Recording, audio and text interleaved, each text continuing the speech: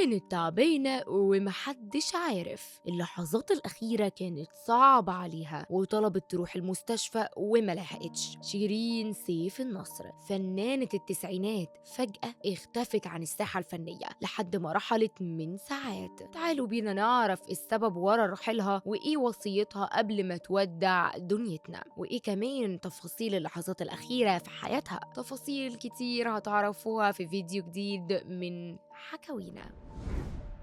مين اللي ما يحبش فاطمة؟ لو انت من جيل التسعينات فأكيد هتعرف معنى الجملة دي، وأكيد شفت الفنانة شيرين سيف النصر المعروفة وسط جيلها بالشقراء بسبب طبعا لون شعرها اللي كان دايما أصفر وعيونها ملونة. شيرين سيف النصر رحلت وهي عندها 57 سنة، وده بسبب هبوط حاد في الدورة الدموية، وده اللي قاله الدكتور جمال شعبان استشاري القلب، وكشف كمان ان الهبوط ده سببه مشكلة في الشريان التاجي أو صدمة كهربائية أو احتشاء عضلة القلب، وده اتسبب في توقفها ورحلها. شيرين سيف النصر كانت تعبانة قبل الرحيل ده، وحسب مدير أعمالها هي كانت مريضة ضغط واطي، ورغم إنها بتقدر تعالج المشكلة دي من غير ما تروح المستشفى، لكن المرة الأخيرة دي بقى طلبت الإسعاف عشان تلحق نفسها. لكن قبل ما توصل الإسعاف كانت ودعت دنيتنا. كانت وصيتها إن الدفن يتم بهدوء وكمان المراسم تكون من غير عزاء. وكتب أخوها شريف سيف النصر على صفحته وقال: توفيت إلى رحمة الله اليوم أختي الصغيرة الفنانة شيرين هانم إلهام سيف النصر. قال إن الصلاة والدفن كانت في مقابر العائلة في هدوء وسكينة زي ما طلبت الراحلة، وأكد إن المراسم هتكون من غير عزاء عشان دي وصيتها. شيرين سيف النصر غابت عن الوسط الفني فترة كبيرة في حياتها الأخيرة، وكانت بتقضي وقتها كله في السفر كتير بره مصر. كمان كانت مهتمة تشوف الأفلام اللي بتتعرض على الساحة الفنية، وده طبعا جنب حبها للقراءة جدا. حتى فترة غيابها كانت كمان بعيدة عن الوسط الفني، مفيش تواصل بينها وبين أصدقائها في الفن. كلمت بس الفنان سمير صبري عشان تطمن على حالته الصحية في الفترة الأخيرة قبل ما يرحل. شيرين سيف النصر عملت حوالي 31 عمل فني خلال مسيرتها الفنية. كانت معروفة برشاقتها وجمالها وكمان أناقتها بين صفوف جيلها وجمهورها، وقدمت المال والبنون ومين ما يحبش فاطمة والنوم في العسل، ومثلت مع الزعيم عادل إمام. كمان عملت فيلم سواق الهانم مع الفنان أحمد زكي، وليها أعمال كتير من الأفلام والمسلسلات المهمة في مسيرتها. رغم إن صداقتها ومشاكلها في الوسط الفني كانت قليلة قوي، لكن كان عندها خلاف مع الراقصة فيفي عبده بسبب مدحت صالح، والحكاية كانت بسبب هجوم فيفي عبده في تصريحات على الهواء. وقالت شيرين عاوزة ترجع لمدحت صالح عشان تاخد فلوسه. قالت كمان إنها ما تعرفش ليه شيرين سيف النصر اتهمتها إنها عاوزة تفرق بينها وبين مدحت صالح، رغم إنه صديق وأخ ليها واشتغلت معاه فترة طويلة على المسرح. اعتزلت شيرين الفن في سنة 1996 بعد جوازها، لكنها بعد الطلاق رجعت للفن مرة تانية، ورجعت سابته تاني في 2011 لما سافرت الأردن. وآخر مسلسل عملته اسمه أصعب قرار مع الفنان أحمد بدير ورياض الخولي. اتجوزت الراحلة 3 مرات. أول مرة كانت من رجل أعمال سعودي اسمه عبد العزيز الإبراهيمي، وده أخو ابن الإبراهيمي رئيس مجلس إدارة مجموعة قنوات MBC.